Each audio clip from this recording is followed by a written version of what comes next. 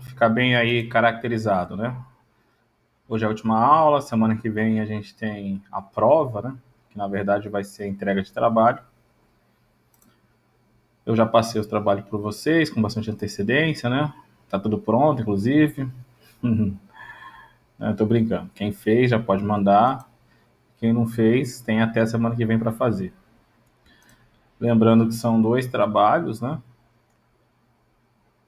Um trabalho com uma pesquisa sobre questões de concurso. Pode pegar questões de OAB também, pode pegar questões de ENAD.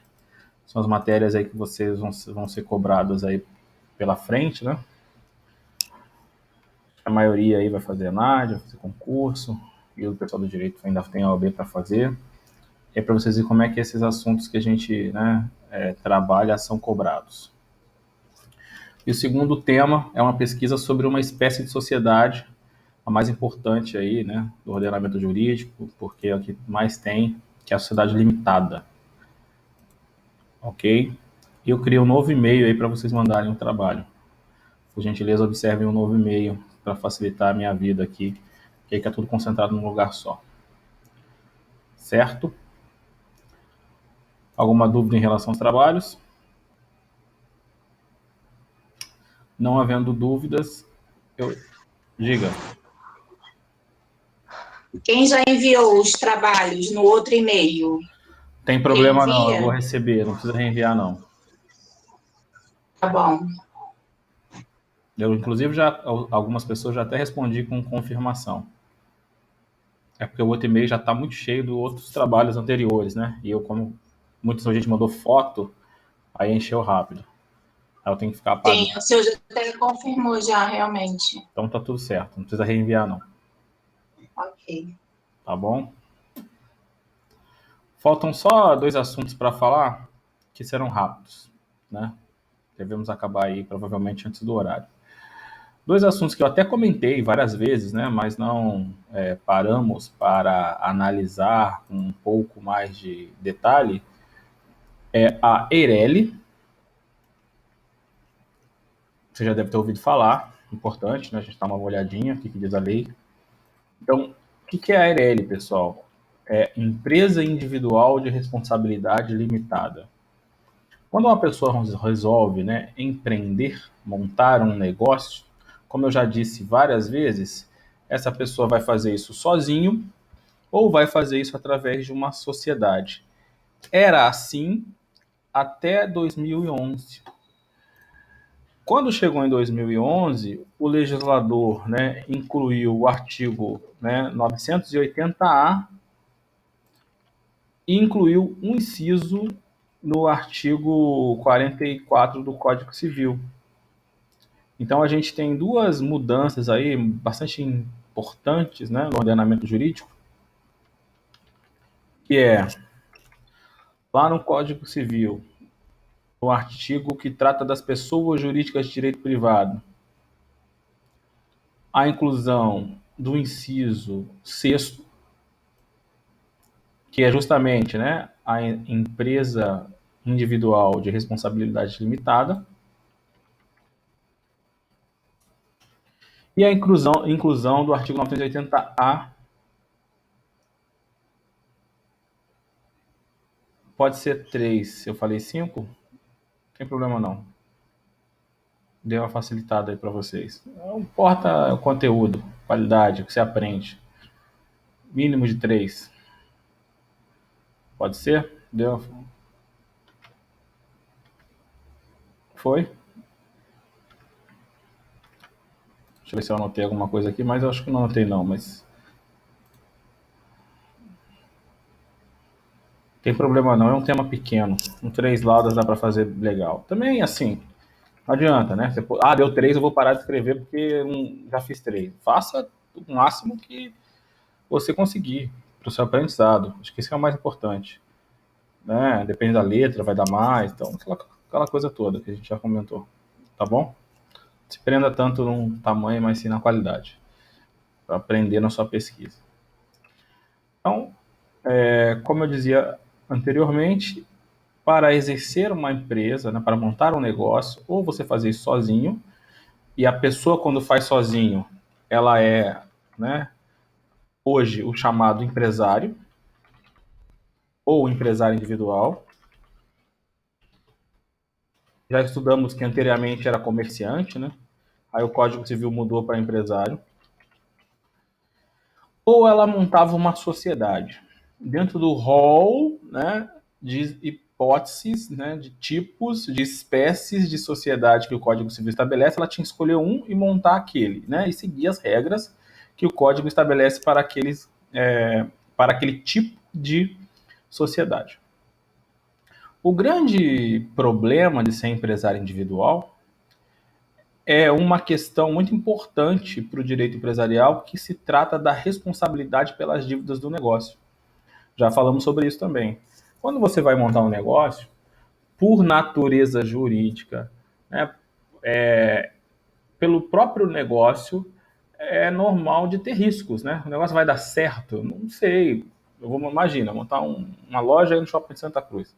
Vai dar certo? Depende do momento, né? Eu montei, veio a pandemia, fechou tudo. Se eu não tiver dinheiro para bancar isso, né? Bancar os empregados, bancar as contas, eu vou fechar. Eu montei, né? Era uma mercadoria que não deu certo, não era para a região, né? Eu não entendo nada de negócio, coloco uma loja de roupas de frio aí em Santa Cruz. Vai dar errado, provavelmente, né? Ou seja, eu tenho que escolher o melhor produto, né, para a região. Eu tenho que ter lugar, o preço certo, porque eu posso comprar caro e não ter preço. Eu tenho que ter o momento certo. Eu tenho que ter o capital de giro certo, né? O pessoal aí da administração até nos pode ajudar a gente, né, do direito. Eu tenho que montar um plano de negócios, não é isso? Pensando aí em todas as variáveis desse negócio. Então, por si só, pela natureza jurídica do negócio, o negócio pode ser arriscado, né? Ou seja, você pode não dar certo. Isso é da natureza jurídica do negócio. Independente se eu sou empresário individual, independente se eu sou uma sociedade, né? Se eu constituir uma sociedade, seja ela qual for. Fala, Ellerson.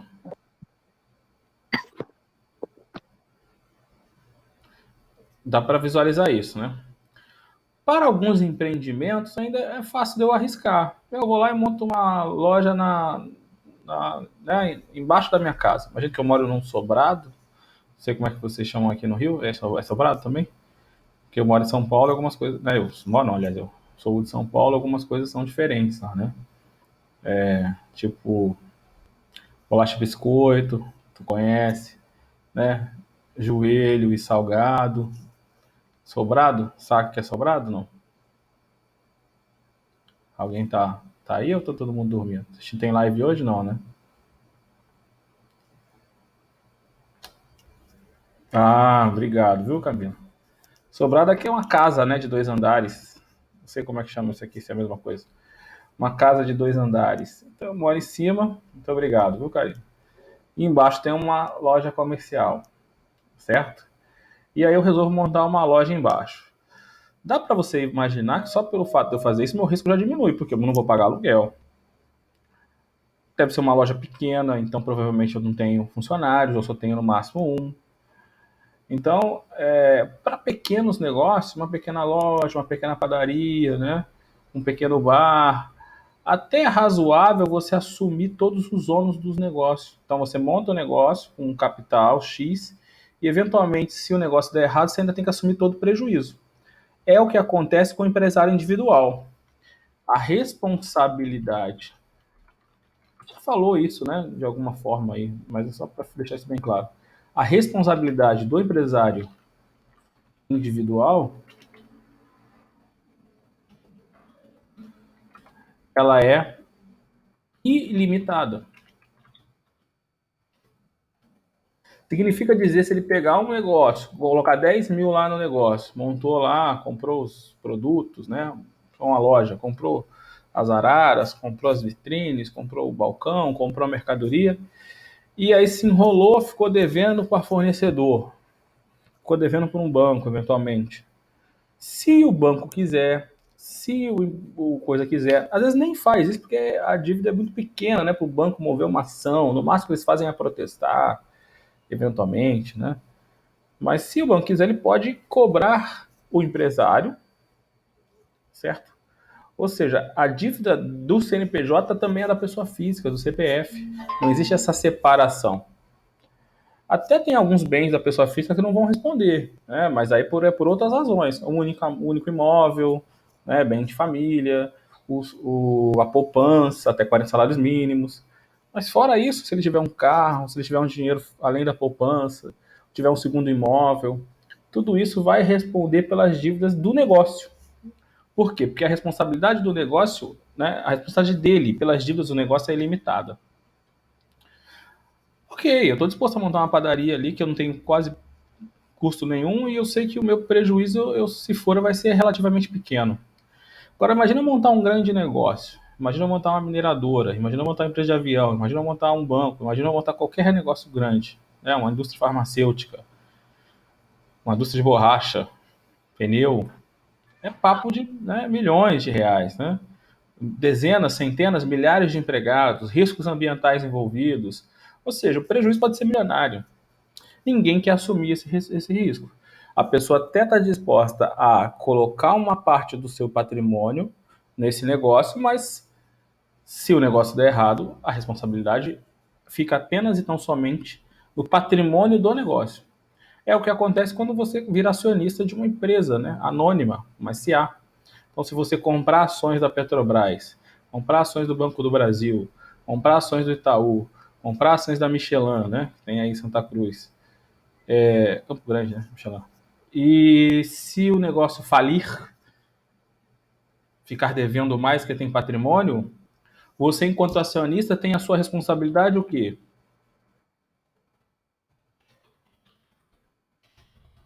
Limitada. Limitada.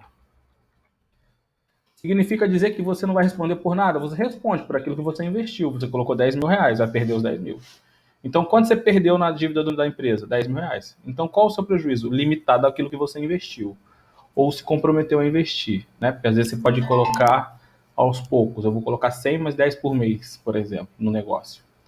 Então, você, né, tem um tipo de responsabilidade limitada. Para grandes negócios, o melhor modelo é o modelo em que a responsabilidade é limitada, pois permite que a pessoa, né, tenha o cálculo do risco. É claro que se uma empresa vai vender para outra, né, sabendo que o sócio não vai pagar a dívida, é outra história, né? Quais as consequências disso é outra história. Fato é que muita gente já deve ter ouvido falar isso antigamente, antes de 2011, né? Na verdade, 2012 que entrou em vigor a lei 12.441, que incluiu o artigo 44 e o 980A do Código Civil. O 44, então, ele cria, né, ele coloca lá dentro das pessoas jurídicas de direito privado uma nova espécie de pessoa jurídica de direito privado, que é a Eireli. Então, a primeira informação que você tem aí sobre a Eireli é que é uma pessoa jurídica de direito privado. O direito, ele cria pessoas jurídicas, né? Pessoas fictícias. Então, o mundo do direito, ele tem as pessoas físicas, naturais, que a gente fala, que vão ter direitos e obrigações, né? Personalidade própria, ou seja, né, o que é uma personalidade? É você ter direitos e obrigações no mundo, certo? Ter patrimônio, ter dívidas. Só que às vezes tem coisas que fogem, né, da figura das pessoas físicas. O direito permite que as pessoas criem pessoas jurídicas, são ficções jurídicas. Então imagine, eu vou para uma igreja e lá eu contribuo para uma obrigação em comum de todo mundo, que é pagar a luz lá que a igreja gasta, pagar a limpeza, pagar não sei o que mais, certo? Mas as dívidas da igreja não se confundem, né, com as minhas dívidas. O direito que a igreja eventualmente pode ter um bem, pode ter um patrimônio, pode ter uma sede, pode ter um estacionamento, pode ter, né, casas para alugar, que alguém doou, não importa. Né? Os bens da igreja não se confundem com os bens dos associados, dos filiados, né? Ok? Porque são pessoas físicas e a igreja é uma pessoa jurídica, de direito privado. Tem as pessoas de direito público também, que você deve ter ouvido falar, como o Estado.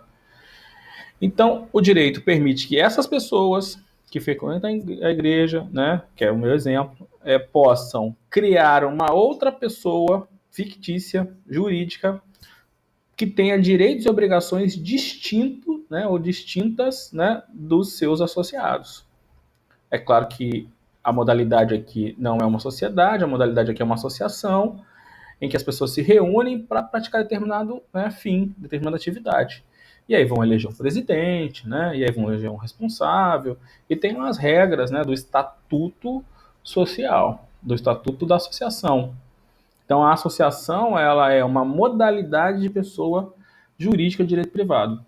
Eu tenho outras modalidades de pessoa jurídica de direito privado, as sociedades. Sociedades, né, são uma segunda modalidade de pessoa jurídica de direito privado.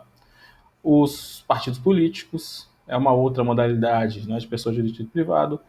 E uma nova modalidade criada por essa lei é a EIRELI. Então, a EIRELI ela nasce como uma nova pessoa jurídica que até então não existia no ordenamento jurídico. É uma ficção legal. Por que a EIRELI foi criada? Né? Por que essa pessoa jurídica foi criada? Para poder fazer com que uma pessoa física tivesse uma empresa e essa empresa tivesse personalidade jurídica distinta, né, dos seus sócios. Tivesse uma personalidade jurídica, né, separada dos seus sócios. Quando você, né, cria uma pessoa jurídica de direito privado, essa pessoa jurídica vai ter direitos e obrigações que não confunde com do seu criador, né, do sócio, ou no caso da EIRELI a gente não chama de sócio, a gente chama de dono, né, instituidor, titular. Então, ao criar uma EIRELI, eu estou criando uma outra pessoa que vai ter direitos e obrigações que não se confundem com as minhas. Então, eu, ao instituir uma EIRELI, e essa EIRELI ser, né, exercida ali uma atividade empresarial qualquer, as dívidas vão ser da EIRELI e não minha. Eu, enquanto titular dessa EIRELI, respondo e tão somente com aquilo que eu investi ou me comprometi a investir, assim como acontece nas sociedades.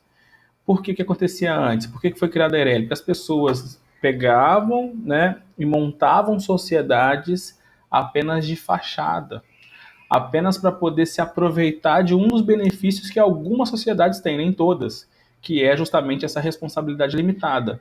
Então você via, né, antes de 2012, o Joãozinho, que era dono de uma sociedade limitada qualquer, que tinha 99% das cotas, e um irmão, uma esposa, um pai, um parente, né, um cunhado, tinha lá 1%. E aquilo era só no papel, não era real, né, não era de fato. Por quê? Porque ele queria, o Joãozinho, se blindar, né, de eventualmente a empresa quebrasse, eventualmente a empresa falisse, eventualmente a empresa ficasse devendo e viesse a atingir o patrimônio pessoal dele. Era meio que uma fraude que era cometida, né, para tentar proteger esse titular. Para acabar com esse tipo de procedimento, criou-se a EIRELI. Então, primeira informação aí da EIRELI, né, pessoa jurídica de direito privado, ou seja, a EIRELI, né, não é sociedade e não é empresário individual, é uma espécie, né, jurídica própria, nova. A EIRELI ela está regulamentada no artigo 980-A do Código Civil. Então, quando você abre o seu Código Civil, você vê 980, dá para ver, né, que ele foi incluído ali, né? O Código Civil de 2002 não tinha EIRELI, era 981, 980, 981, 982, os artigos eram sequenciais. Aí o legislador veio no meio do caminho e colocou ele no meio. Aí inventou o 980A. Só daí dá para você perceber que, né, foi uma coisa que veio depois. O 980A, então, define que a empresa individual de responsabilidade limitada, que a gente chama de EIRELI, né, que é essa abreviação, será constituída por uma única pessoa. Então, segunda característica, ela é constituída por uma única pessoa. Isso já é uma inovação, porque as sociedades, como regra, né, são constituídas por duas ou mais pessoas. Permitiu que aquela pessoa que tinha um negócio, né, sozinho, e não queria fazer isso como empresário individual, em razão da responsabilidade limitada que o empresário individual tem, pudesse montar o negócio sozinho e ter essa proteção legal. certo? Então, constituída por uma única pessoa. A outra característica da Eireli também, né, outra peculiaridade que a Eireli tem, é a integralização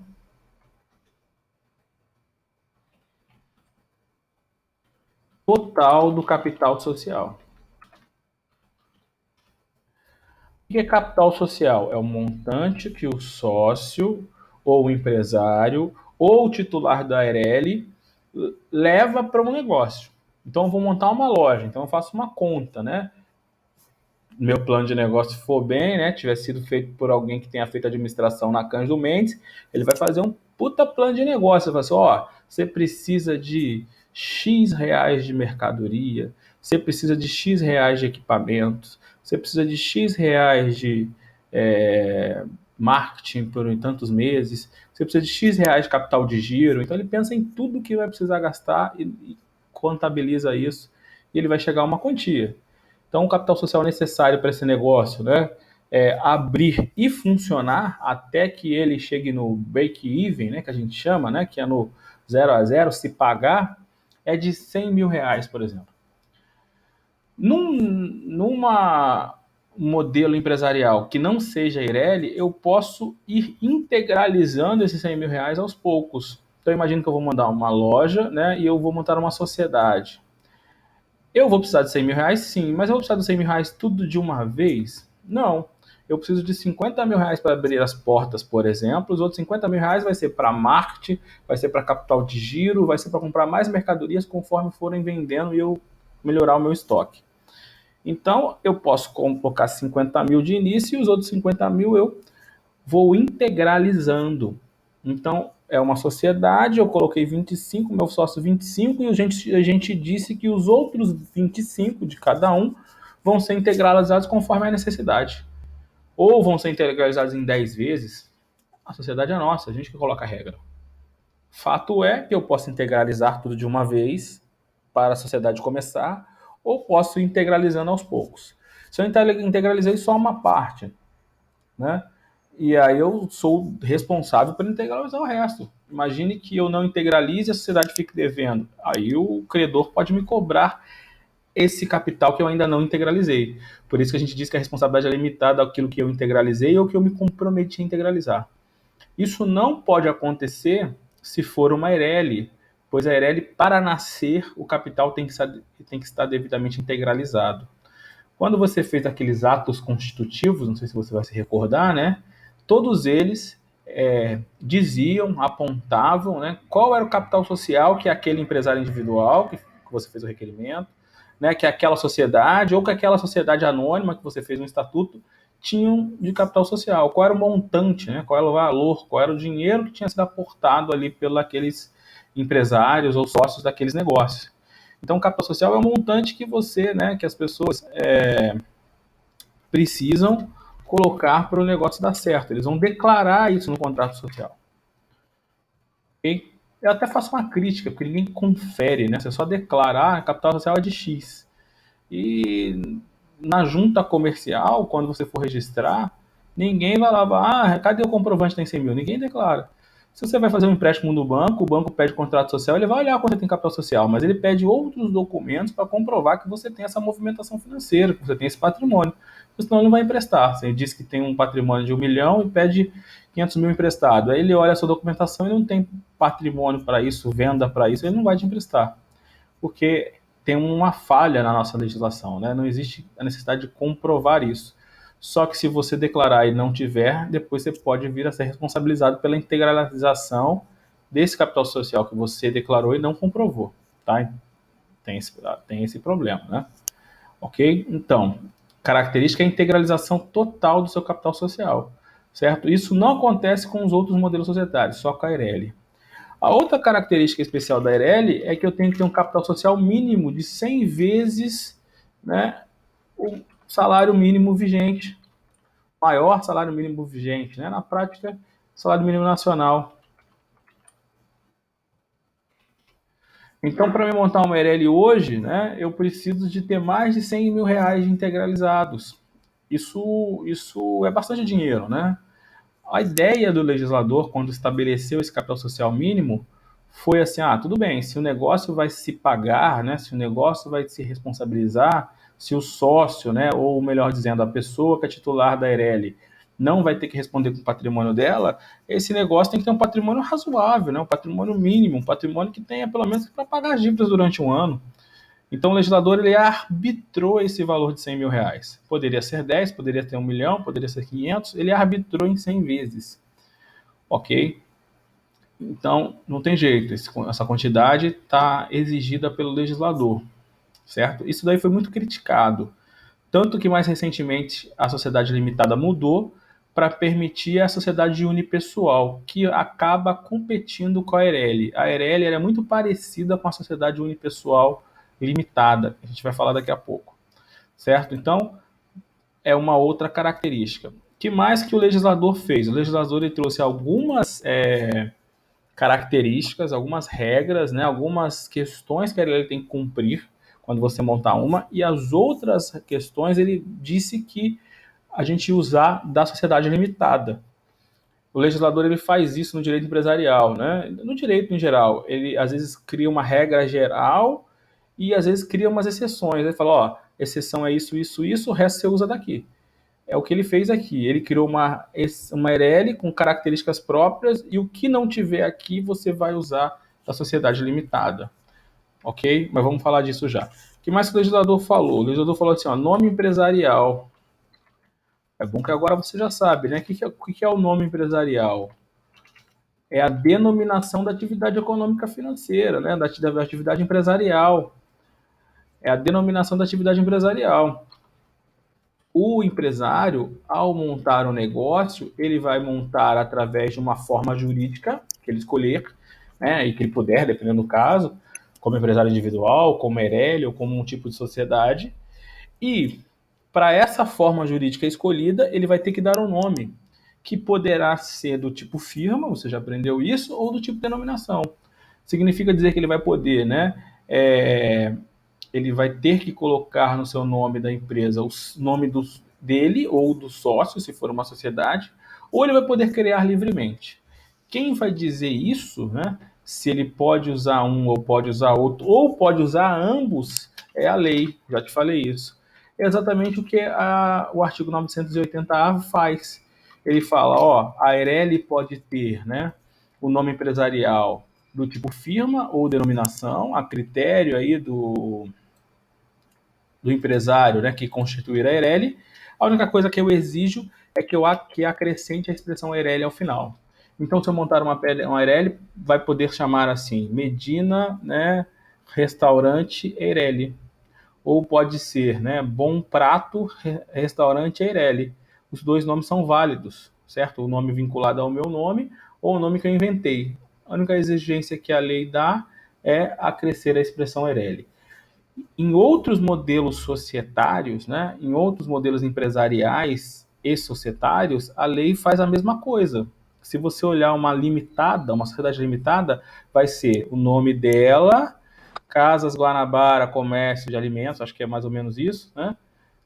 Limitada, certo? Aquela limitada, né, aquela expressão limitada significa dizer que é uma sociedade limitada. A expressão ERL significa dizer que se trata de uma ERL, assim como a expressão SA, que você já conhece. Então, para alguns, nem para todos, empresário individual não tem nada no nome do empresário que diga que ele é empresário individual, certo? Para alguns modelos empresariais, né, eu tenho acrescido ao nome empresarial o tipo que ele é, o tipo empresarial, como ele é formado e, consequentemente, uma vez que ele é formado daquela forma, ele tem regras ali específicas a cumprir. É a mesma coisa do nome aqui, no caso da ERL. O que mais que eu tenho que te falar, né? Como a ERL, ao ser criada, era uma exceção, né? Era uma hipótese excepcional que o legislador criou, até então nem podia isso acontecer, limitou que uma ERL só poderia ser constituída por uma única pessoa natural, ou seja, eu só posso ter uma única ERL. A doutrina até criticou bastante isso, falou assim, mas se eu tenho um patrimônio de R$1 milhão, uma ERL eu preciso de 100 para montar, por que eu não posso ter 10 ERLs? Né? Só que o legislador não permitiu. Existe uma vedação legal. Como o legislador imaginou que muita gente que tinha sociedades, né, irregulares, né, na verdade elas eram regulares no papel, né, mas elas eram irregulares de fato, ele permitiu que houvesse a concentração. Então, eu era sócio de uma sociedade com 99% das cotas, algum parente em 1%. O que eu faço? Eu tiro esse parente do contrato social e eu concentro as cotas, eu passo a ter 100% das cotas. Eu tinha uma sociedade limitada e agora eu transformo a sociedade em Eireli, tá? Hoje isso nem é mais necessário, porque a gente criou a sociedade limitada unipessoal, mas isso foi esse ano, né? Até esse ano você não tinha como regra a existência de sociedades com um sócio só. E aí a pessoa tinha que transformar aquela sociedade limitada em uma Eireli, tá? Então isso também é uma característica importante. Discutiu-se se a Eireli era só podia ser para atividades empresariais ou se a Eireli também poderia ser para uma atividades não empresariais, atividades pessoais, atividades ligadas à pessoa. Lembra quando a gente definiu empresário? A gente falou, empresário é aquele que exerce uma profissão, e essa profissão, como sua profissão de natureza, perdão, empresário é aquele que exerce profissionalmente uma atividade econômica organizada de produção e circulação de bens e serviços. Então, o que o empresário, o que a pessoa que era empresário fazia? Ela tinha uma atividade específica que caracterizava essa pessoa como empresário. Lembra disso? E a gente falou, mas se você fizer uma atividade econômica através da sua profissão ligada a você, você não é considerado empresário. A Eireli ficou nesse meio termo. E aí, a Eireli é só empresarial ou eu posso ter uma Eireli, né, de coisas pessoais, né, de profissões ligadas a direitos pessoais? E a lei trouxe essa possibilidade, né? Então, da Eireli ser criada para remunerar serviços, né, ou cessão de direitos patrimoniais ou de imagem do autor. Então, tem uma pessoa que cede para a Eireli seus direitos, certo? Então, seria uma exceção à regra geral que a Eireli seria uma empresa empresarial apenas, ok? Também é uma exceção aí importante. E, por fim, como eu já tinha falado para você, o parágrafo 6º, né, diz, o que você quiser mais saber da Eireli, você usa o que está na sociedade limitada. Então, o que o Código Civil faz? Ele faz uma regra, né, supletiva. Então, eu quero saber qual é a responsabilidade do administrador de uma Eireli. Não tem nada escrito no 980A. Onde é que eu vou olhar a responsabilidade do administrador? Lá nos capítulos sobre sociedade limitada. Certo? Porque eu preciso de usar uma regra supletiva, porque o Código Civil não vai repetir tudo, sendo que a Eireli é muito parecida com a limitada, então eu uso as regras da sociedade limitada.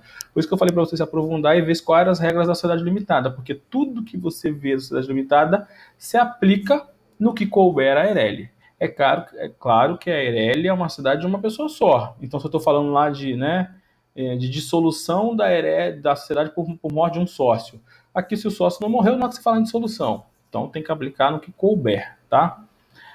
Houve uma discussão que eu acho que era até desnecessária, mas naquela lei, que é a Lei 13.874 de 2009, que era a Lei da Liberdade Econômica, não sei se você ouviu falar, eles reforçaram uma coisa que já era, né, natural, já era prevista, né? Para mim não precisava, né? Mas o legislador tentou proteger melhor, né, os donos da Eireli. Para mim não precisava, porque pelo fato de ser uma Eireli já deveria ser dessa forma. Mas para não ficar dúvida, sabe aquela história para não ficar dúvida? Olha o que diz o parágrafo 7º, incluído no ano passado com a Lei da Liberdade Econômica, Lei 13.874. Somente o patrimônio social da empresa responderá pelas dívidas da empresa individual de responsabilidade limitada, hipótese em que não se confundirá em qualquer situação com o patrimônio do titular que a constitua, ressalvados os casos de fraude. E isso era Eireli, porra. Precisava colocar na lei, né? Se eu estou dizendo que a Eireli é uma empresa individual de responsabilidade limitada, significa dizer que somente o patrimônio da empresa responde pelas dívidas, exceto se for fraude.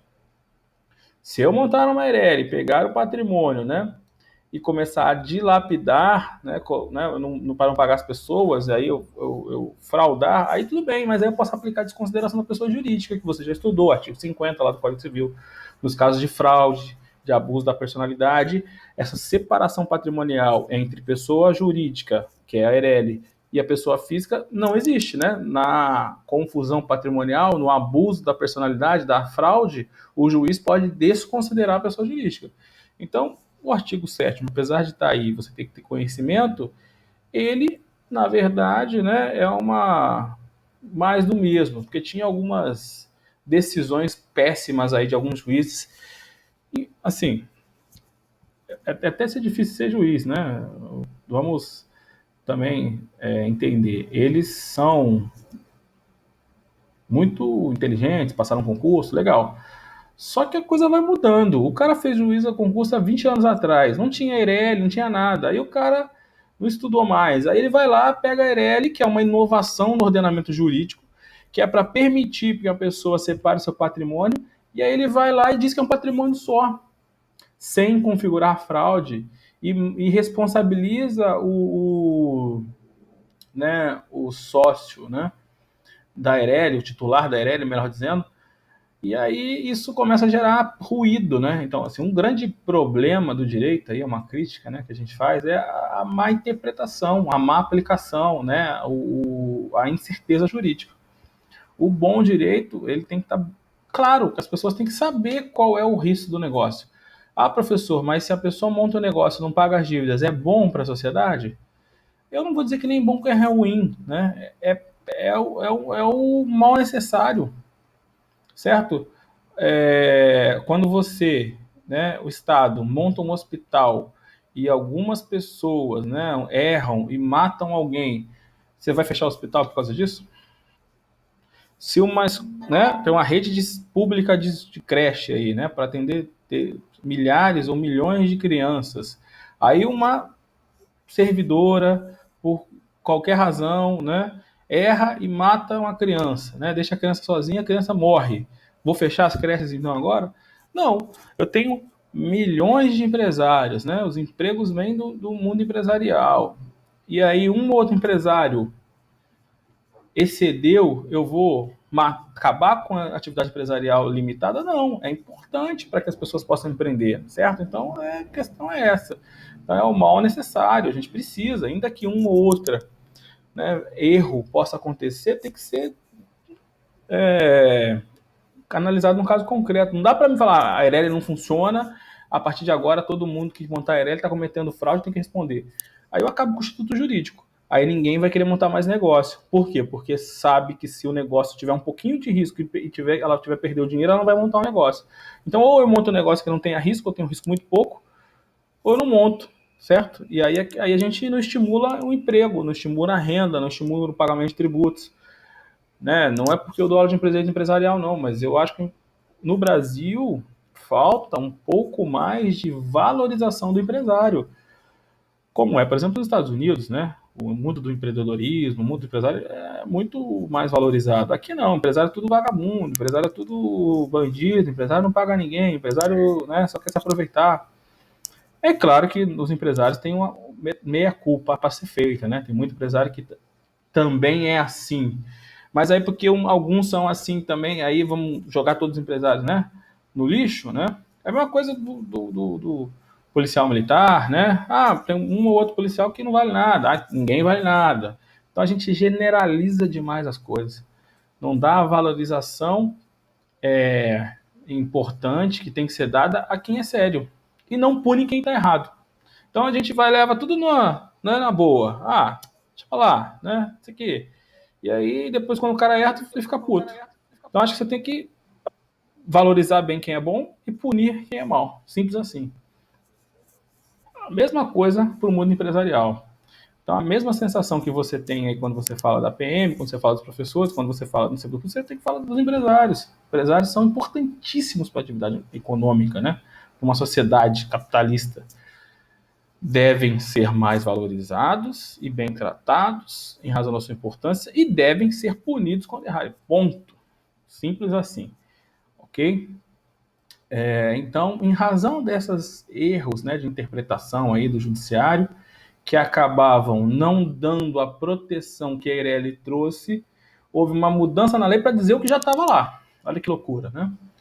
Então, veja a importância, pessoal, de você estar indo além, de você estar estudando, de você estar lendo uma doutrina, de você estar lendo uma jurisprudência.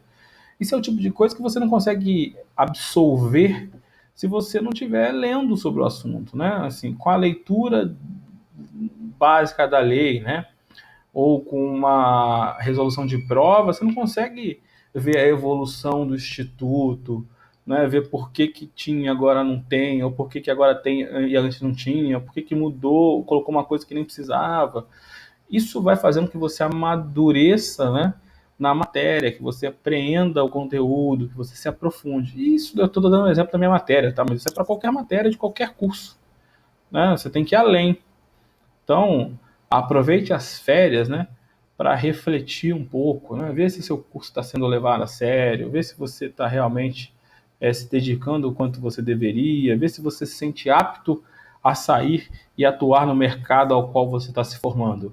Se você não está se sentindo apto, é que você não está fazendo a tua parte, né? Que é só uma crítica construtiva e eu quero que você leve isso como uma forma de você, né, sempre ir além, sempre estudar mais, né, sempre ver a importância aí da aquisição do conhecimento. Para a gente fechar, o Código Civil também trata das sociedades, né? A outra modalidade empresarial que a gente tem no Código Civil são as sociedades. Tem diversas sociedades, né, previstas no Código Civil, que inclusive você vai fazer um trabalho sobre uma, né? Mas o que é uma sociedade, né? O que é uma sociedade? Na origem, né? Hoje em dia a gente discute muito isso, mas na origem o Código Civil não define o que é sociedade, mas ele diz que celebra um contrato de sociedade as pessoas que reciprocamente se obrigam a contribuir com bens ou serviços para o exercício da atividade econômica e partilham entre si sociedade. Então a doutrina diz o seguinte: uma sociedade, para ser sociedade, tem alguns requisitos ou elementos. E esses elementos são extraídos desse contrato que os sócios celebram para formar uma sociedade. O primeiro elemento ou primeiro requisito que a doutrina reconhece é a pluralidade de sócios. Então, em regra, né, por natureza jurídica, por definição, uma sociedade é a união de duas ou mais pessoas. Tá travando aí, pessoal? Fala aí se tá travando. Fechar o áudio, o vídeo aqui e abrir de novo.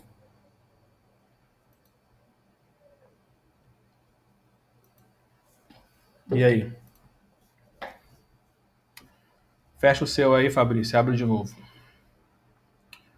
Por definição legal, né, extraída aí do artigo 981, quando eu falo em sociedade, eu estou falando de duas ou mais pessoas. Essa é a regra. Tem até exceções, mas essa é a regra.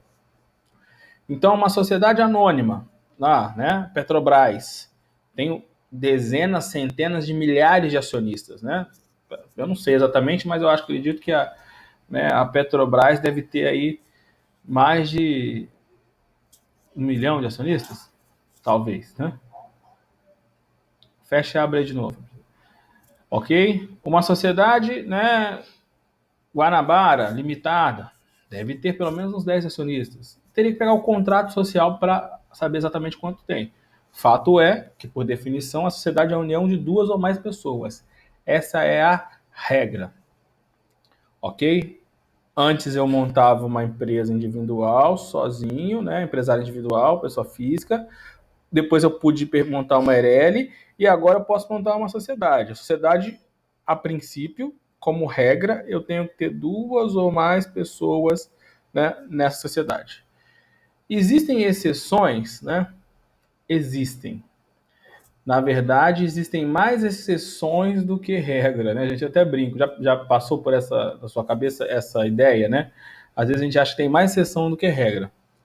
Existem exceções? Sim, existem exceções. Ou seja, existem hipóteses em que a sociedade ela tem, né, uma pessoa só, ok? Exemplo de exceção, ou seja, situação na qual a sociedade ela só tem um sócio só. É a sociedade unipessoal temporária. Olha como que, como regra geral, a sociedade tem que ter mais de duas ou mais pessoas. Se a gente for lá para o Código Civil, no artigo,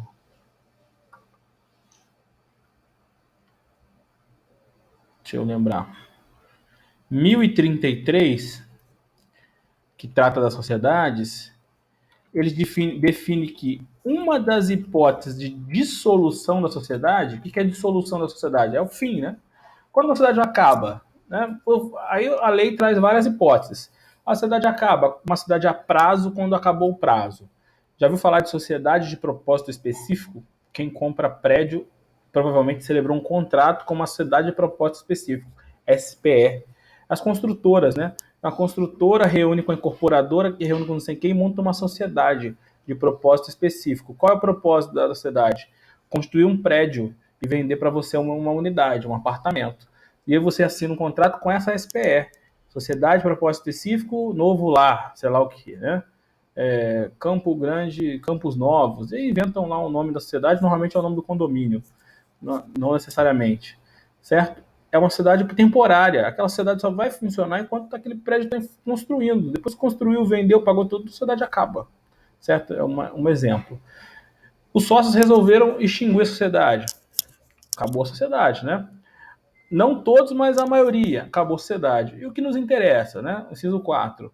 A falta de pluralidade de sócios, né, não reconstituída em 180 dias. Então, tanto a sociedade ela é composta, né, formada por dois ou mais sócios, se houver a falta da pluralidade, ou seja, se acabar, né, a existência de dois ou mais sócios, a sociedade se extingue. Enquanto o tempo 180 dias. A contrário senso, de outra forma, eu posso ter uma sociedade com só 180 dias.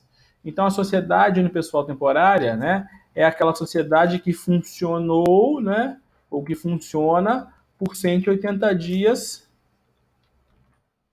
com um sócio só. Então, eu sou sócio, né, do Ellerson, a gente montou um restaurante. Eu morri, né? Até aqui na madeira aqui, que é só um exemplo, né? E aí, no dia seguinte, o que o Elson vai fazer, né? Ele tem que continuar trabalhando, pagando os empregados, contratando, demitindo. A sociedade vai funcionar normalmente. Mas ela está irregular? A lei diz que não, que a lei ela pode funcionar por 180 dias desse jeito. Certo? Se passar esse prazo e ele não resolver essa situação, aí sim a sociedade se transforma em irregular. Como é que ele resolve essa situação? Ele vai ver se eu tenho herdeiros, né? Eu tenho herdeiros, tá? Eu tenho herdeiros. E aí? Aí depende do tipo de sociedade, né? Se for uma sociedade, né, contratual, ele vai ver com os herdeiros se eles vão ser sócios, aí ele que aceita ou não, se os herdeiros vão ser sócios, ou ele vai indenizar os herdeiros pelo valor. Normalmente, os contratos sociais, né, prevêem que, em caso de morte de um dos sócios, vai ser apurado o valor do percentual do sócio que morreu, e isso vai ser pago para os herdeiros em 10 vezes, por exemplo. Né? Eles colocam uma forma de pagamento. Ou seja, ele vai apurar e indenizar os herdeiros. E aí, depois de 180 dias, o que ele vai fazer? Né? Antes de 2011, né, na verdade 2012, que entrou em vigor a lei, que alterou em 2011 a ARELI, ele tinha que arrumar outro sócio, porque ele não podia continuar sozinho. Hoje, ele pode, né, transferir ou mudar ou transformar, seria o correto, né, a natureza jurídica. Ele podia sair de uma sociedade limitada e transformar para uma ARELI. A gente viu isso, inclusive está expresso na lei. E hoje, a partir de 2020, ele pode ficar como ARELI. Por quê? Porque criou-se a sociedade limitada de um sócio só, que até então não existia. Foi uma inovação no ordenamento jurídico, né? Até importante aí para você ver, importante para fins de prova, que acabou de mudar. Importante que você vai ver isso no seu trabalho também. Cuidado para não pegar um material desatualizado, né? Tem que estudar sempre por material novo. Olha o que diz aí, né? O 1052, que trata da Eireli. Na sociedade limitada, perdão, que trata da limitada, desculpa. Na sociedade limitada, a responsabilidade de cada sócio é restrita ao valor das suas cotas. Exatamente, né, como a gente comentou. Mas todos respondem solidariamente pela integralização do capital social, ou seja, eu tenho a responsabilidade pelo quanto as minhas cotas valem. Minhas cotas é de 100 mil, então eu tenho que responder 100 mil. Mas quanto que eu integralizei? Só 50, então eu tenho que responder pela diferença. E mais, se o outro colega que ficou de colocar 50 também não colocar, eu posso ser chamado a cobrar ou a responder por aquela dívida. Em outras palavras, a integralização é tão séria, né, que todos respondem solidariamente pela integralização do capital social. O que significa dizer que todos respondem solidariamente pela integralização do capital social? Significa dizer que se alguém não colocar o dinheiro que está faltando, não importa se é só eu, se é só ele, ou se é ambos, todos nós respondemos pela integralização do capital social. Uma responsabilidade solidária significa dizer que todos os devedores são solidários no pagamento da dívida. Significa dizer que ambos respondem pelo pagamento da dívida. Então, imagina um locador e um fiador, né? Locatário, perdão, e um fiador. Então, você aluga um imóvel e o teu pai é teu fiador. O devedor principal é você, o locatário, e o fiador se comprometeu em razão de um contrato que ele assinou como fiador. Só que se trata de uma responsabilidade solidária, né? Porque estava previsto no contrato a fiança em regra subsidiária. Significa dizer que o devedor, o credor, perdão, o locador, ele vai poder cobrar de um, vai poder cobrar do outro ou vai poder cobrar de ambos ao mesmo tempo. Vai ficar a critério dele. Isso é a natureza jurídica da responsabilidade solidária. Se a responsabilidade for subsidiária, significa dizer que primeiro se cobra de um, depois se cobra de outro, né? Aí, ó, subsidiariedade. Um é o devedor principal e outro é o devedor subsidiário, ou secundário, ok? Então, essa é a diferença entre responsabilidade solidária e subsidiária, certo? Para a integralização do capital, a responsabilidade é solidária. O pessoal que é do direito já estudou isso, isso é bem importante, que é bastante em prova. A responsabilidade solidária ou a solidariedade não se presume, decorre da lei ou da vontade das partes. A lei está dizendo que a responsabilidade é solidária. Olha o parágrafo único, né? Que foi incluído aí recentemente. A sociedade limitada pode ser constituída por uma ou mais pessoas, certo? Uma ou mais pessoas, ou seja, eu tenho aqui uma segunda exceção, uma outra exceção. Então eu tinha a sociedade unipessoal temporária, que a gente tinha falado, e agora eu tenho uma sociedade limitada unipessoal. Então, uma outra exceção em que uma sociedade pode ter um sócio só, está aí, né, no artigo 1052, parágrafo único, que é limitada, ok? Cuidado, né? Nem toda sociedade tem exceção. Eu tenho outras sociedades, como por exemplo a sociedade simples, que não trazem essa exceção. Eu tenho comanditas, né, que não trazem essa exceção. Uma outra sociedade, né, excepcionalmente, que também pode ser constituída por um só, é a sociedade subsidiária integral, prevista lá no artigo 251 da Lei 6404 de 76, que é a Lei da Sociedade por Ações.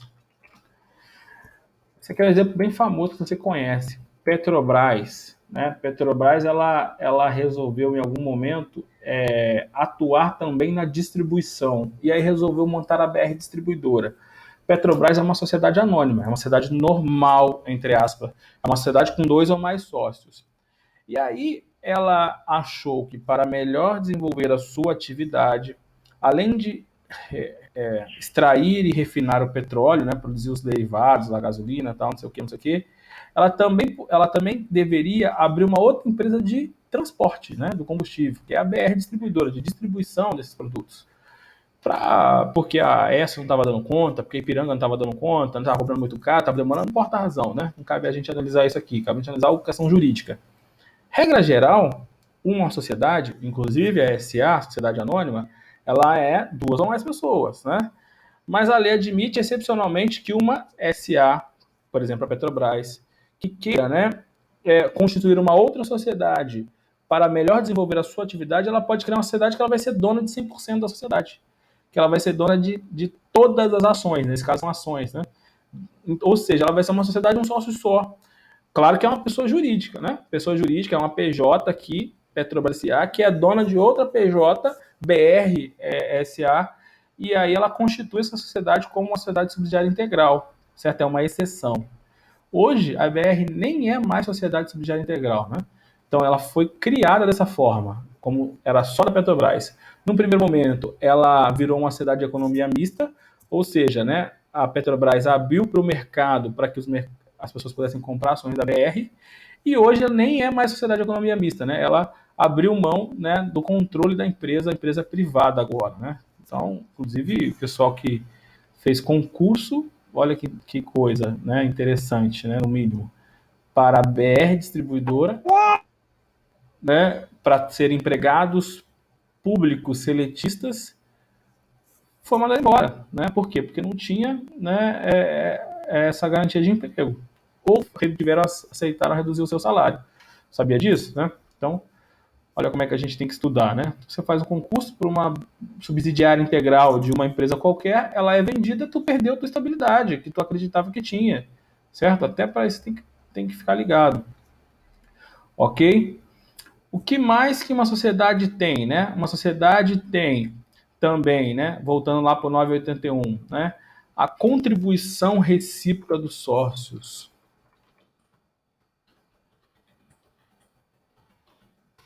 Os sócios contribuem entre si com bens e com serviços. Então você vai ser meu sócio? Beleza, então vou te dar metade do dinheiro, você vai dar outra metade. Você vai ser meu sócio? Tá bom, eu vou dar o dinheiro, você vai entrar com o trabalho. É possível, sociedade, capital, trabalho. Ambos contribuem para o negócio. Um mais, outros menos. Precisa ser meio a meio? Não. Eu posso ter uma sociedade que um contribuiu com 60, outro contribuiu com 40, com 70, com 30, não importa, né? Aquele caso de 99,1 era uma exceção, mas eu posso ter o percentual que a gente definir, né? O fato é que cada um contribui com aquilo que combinou. E dessa contribuição, né, vai ter uma atividade econômica, né? Eles vão produzir bens, produzir serviços, não é isso? Visando ter um resultado, certo? Visando ter um resultado. Resultado é lucro ou prejuízo. Obviamente que o que sempre visam os sócios é o lucro, mas pode ser que dê prejuízo. E vão partilhar entre si esse resultado.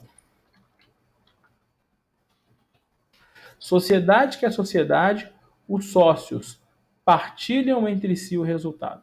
Significa dizer que se a empresa deu lucro, a gente vai dividir conforme o contrato social. Eu tenho 60, você tem 40, eu vou ficar com 60% do lucro, você vai ficar com 40%.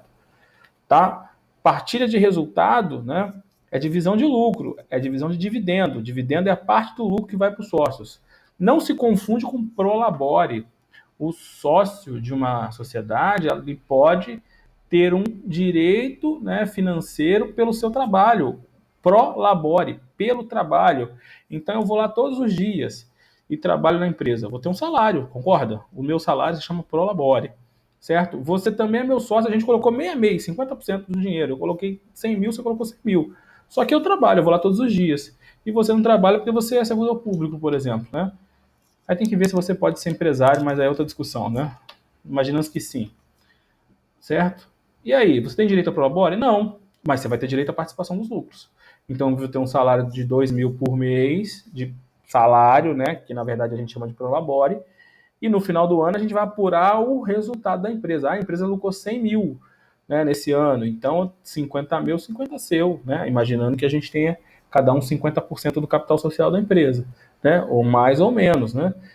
Lucrou 100 mil, mas a gente vai montar aqui mais uma ala abrir mais uma porta, comprar um novo equipamento, então vamos dividir 50 mil, os outros 50 mil a gente vai investir. Aí fica a nosso critério definir, né, como vai ser feito a divisão de eventual lucro. Fato é que a empresa tem que partilhar o resultado que contribui. A título de exemplo, a gente ganhou um processo uma vez no escritório que o sócio, né, era uma clínica odontológica, existe um sócio dono, vamos dizer assim, entre aspas, e ele colocava os dentistas no contrato social. Era só para fraudar a legislação trabalhista. E aí a gente falou, ó, isso aqui na sociedade não tem partilha de resultado. Como é que o dentista ganha aqui? Ele faz R$ 1.000 de atendimento lá, de trabalho, de consulta, né, de obturações, de restaurações. 500 é dele, 500 é da clínica. Só que ele está partilhando a parte dele. Mas e do outro dentista? Do outro dentista? Do outro dentista? Tinha 10 dentistas na clínica. Eu sou dentista e eu não estou ganhando nem um pedacinho dos outros, então eu estou partilhando o resultado da clínica? Não, eu estou partilhando o resultado da minha atividade. Certo? Isso aí foi um dos argumentos levantados para poder dizer que esse contrato era fraudulento, que não se tratava de uma sociedade. É claro que para que eu queria dizer que aquele contrato era fraudulento? Para poder conseguir configurar um vínculo de trabalho, né? Na verdade, se ele não era sócio, ele era o quê, então? A gente pleiteou o vínculo trabalhista. E aí, para conseguir o vínculo trabalhista, você tem que provar outros requisitos que, além, né? Porque eu posso não ser um sócio, mas pode ser um prestador de serviço, né? Certo? E não ser o empregado. E o objetivo era que ficasse configurado o vínculo de emprego, porque o vínculo de emprego dá outros direitos a esse funcionário, né? A esse dentista, como FGTS, 13º, né? Férias. E aí, para configurar, né, o vínculo de emprego, você tem que olhar o artigo 3º e 2º da CLT, que tem os requisitos que a gente resume aí com SHOP, né? Não sei se você já viu essa expressão, né? Subordinação, habitualidade, onerosidade e pessoalidade. O empregado, né, para ser, né, reconhecido o vínculo trabalhista, o vínculo de emprego, tem que trabalhar subordinado, com habitualidade, com onerosidade e com pessoalidade. Subordinação, ele tem que cumprir ordens. É claro que esse negócio de subordinação é de caso a caso, né? Um profissional de auxiliar de serviços gerais, ele é muito mais subordinado no sentido de que recebe muito mais ordens do que um profissional liberal, que o dentista, que é um médico, que é advogado. Se eu fosse empregado no escritório de advocacia, eu ia chegar e falar, ó, tem essa e essa e essa defesa para fazer.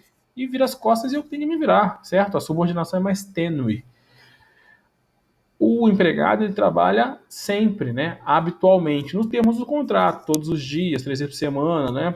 Por isso que o empregado doméstico vai uma vez por semana não é considerado, né, a faxineira diarista não é considerada empregado CLT, carteira assinada, por causa da falta de habitualidade. Nesse caso, a lei vai definir, né, o que quando se considera ou não.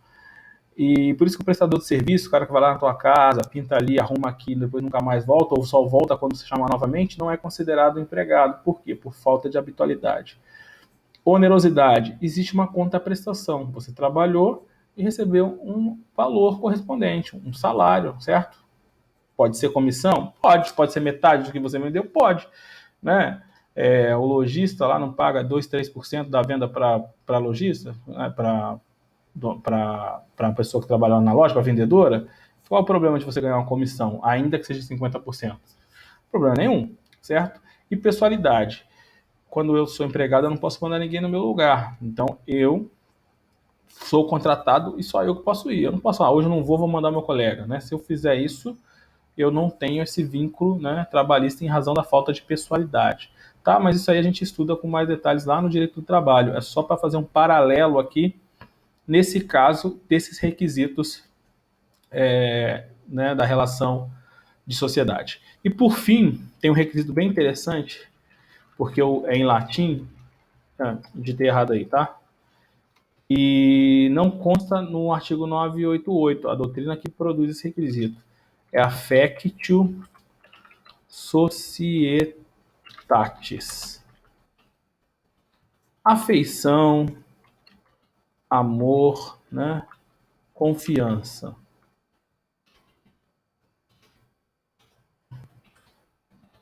Entre os sócios. O que a doutrina fala? Quando você se torna sócio de alguém, é porque você confia na outra pessoa.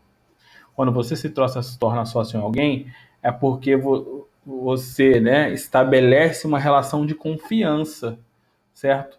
Se eu não confiar, né, no... Esqueci quem era meu sócio. Se eu não confiar no meu sócio, não tem sociedade. Se quebrar a confiança, eu posso requerer judicialmente a dissolução da sociedade por falta de affectus societatis, né? Afeição entre os sócios. Esse é um termo em latim, mas é um requisito, né, que não está na lei, mas que a doutrina reconhece, né, com muita facilidade quando eu estou tratando de sociedade. Então, uma sociedade, para existir, vai ter affectus societatis. É claro que também não é regra, né? Por exemplo, né, para sociedades de pessoas, né, sociedades de pessoas, como, por exemplo, uma sociedade de advogados, uma sociedade de contadores, a sociedade dos profissionais liberais, a sociedade simples, certo? Esse requisito, né, ele é muito marcante. Então, por que você é meu sócio no escritório de advocacia? Porque eu confio em você, porque a gente, né, eu confio na sua capacidade profissional. Ah, você também entrou com a metade do dinheiro, que a gente reformou a sala, comprou os computadores, entrou. Mas foi pelo dinheiro que você estava lá? Provavelmente não. O dinheiro ele é importante, ele é necessário, mas não é o que fez você ser meu sócio. Se eu for para uma SA, eu já não tenho essa característica, né? Essa característica já é, né, é residual. Por quê? Porque se eu compro ações da Petrobras ou eu vendo, você é acionista da Petrobras e nem sabe, certo? A gente, para ser sócio de uma Petrobras, basta eu pagar o preço da ação, certo? Ou seja, a sociedade de Petrobras é uma sociedade de capital. Significa dizer que as pessoas não são importantes? Não, são importantes, mas elas são importantes em determinado momento. Elas vão ser importantes uma vez por ano, né, ou quando for necessário, quando for convocada uma Assembleia Geral. Uma vez por ano, uma Assembleia Geral ordinária, eventualmente, motivos graves e urgentes, para uma Assembleia Geral extraordinária, certo? E aí as pessoas vão se reunir para eleger os diretores, para discutir alguma eventual, né, questão importante para a empresa. Mas fora isso, os sócios em si não estão participando, né, do dia a dia da empresa. Então esse afeto à sociedade ele é mais, né, fraco, né, para não dizer inexistente, certo? Ele vai acontecer em alguns momentos. Regra geral, sócios são livres, né? Não existe relação de confiança entre eles. Eles vão se reunir, eleger alguém para ser diretor e acabou, depois cada um para o seu canto, certo? Agora é diferente o que acontece numa sociedade de pessoas. Então eu estou classificando a sociedade entre sociedade de capital e sociedade de pessoas. Eu já classifiquei a sociedade em sociedades em que os sócios têm responsabilidade limitada e sociedade que os sócios têm responsabilidade ilimitada, né? Ilimitada, né? Já vimos aí. A sociedade limitada é uma espécie de sociedade em que os sócios têm responsabilidade limitada. Coincidentemente, né, o nome da sociedade também é o tipo de responsabilidade. A sociedade anônima é uma espécie de responsabilidade em que os sócios, lá chamados de acionistas, têm responsabilidade o quê, né? Ilimitada, né? Perdão, limitada, desculpa, né? Limitada, acabei que eu misturei, né? Então, a sociedade limitada é uma espécie de sociedade que o sócio tem responsabilidade limitada, óbvio, né? A sociedade anônima é uma espécie de sociedade em que os sócios, né? Sócios, gênero, cotistas e acionistas, em que os acionistas também têm uma responsabilidade limitada, ok? Misturei, desculpa. Então, só para você entender que, além da sociedade limitada, eu tenho, por exemplo, a sociedade anônima, que os sócios também respondem de forma ilimitada.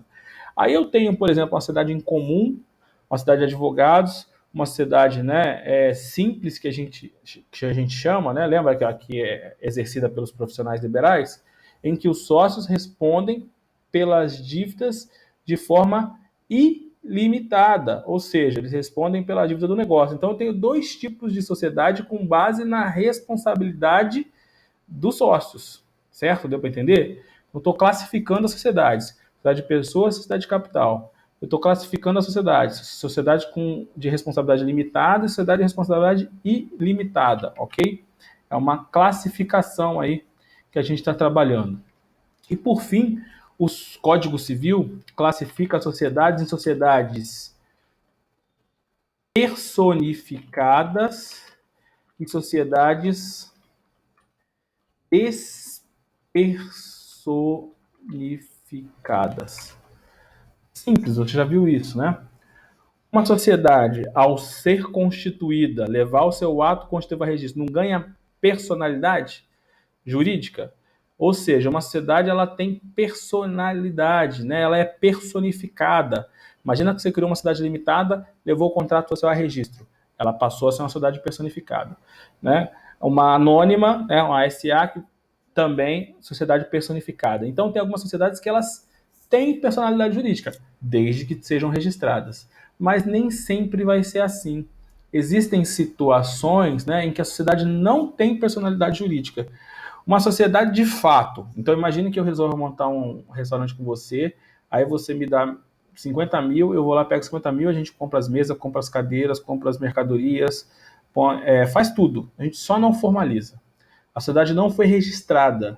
A lei diz que a sociedade é uma sociedade, né, em comum, é uma sociedade de fato. A sociedade em comum, a sociedade de fato, ela está classificada pelo Código Civil como uma sociedade sem personalidade jurídica. Certo? Por quê? Porque ela sequer foi registrada. E o requisito para a aquisição da personalidade jurídica seria o registro. Se ela não foi registrada, é uma sociedade de fato, é uma sociedade em comum, eu vou classificá-la como sociedade despersonificada, tá?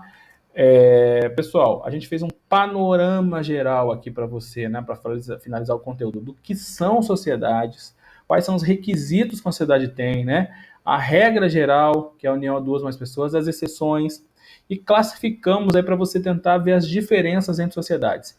É claro que o código ele vai no detalhe, ele vai definir regras individuais para cada sociedade, né? A mais importante é a limitada, por isso que eu queria que você se aprofundasse. O pessoal que é do direito vai estudar lá em empresa 2, só a sociedade anônima, que é outra, segunda mais importante, ok? Mas ainda tem outras que o código, né, traz que só serve para cair em concurso, como, por exemplo, sociedade comandita simples, sociedade comandita por ações, sociedade em conta de participação, né? Nem concurso não cai muito, cai mais a limitada e anônimo. Mas só para vocês terem uma noção de como é que está aí desenhado, né, a estrutura societária no direito empresarial. Ok? A gente finalizou o nosso programa aqui, né? Ou seja, direito empresarial, né? E direito empresarial 1 fica por aqui. Para aqueles, né, que estaremos juntos no próximo semestre, ótimo, agradeço. Desejo aí um bom recesso para vocês. Semana que vem a gente vai estar junto apenas e tão somente para confirmar o recebimento do trabalho para a chamada, né? Então vou fazer igual a P1. Vou entrar na sala, fazer a chamada, confirmar se o trabalho foi enviado e liberar você, porque eu não posso, né, correr o risco de você mandar o trabalho e eu não receber, porque eu tenho prazo para lançar e você também tem prazo para poder, né, ter sua nota no sistema, para poder fazer inscrição próximo semestre, ou se formar, tem gente que está se formando aí. Então, ok? Alguma dúvida? Em relação à aula, em relação ao trabalho? Show? Show, Fabrício? Melhorou aí?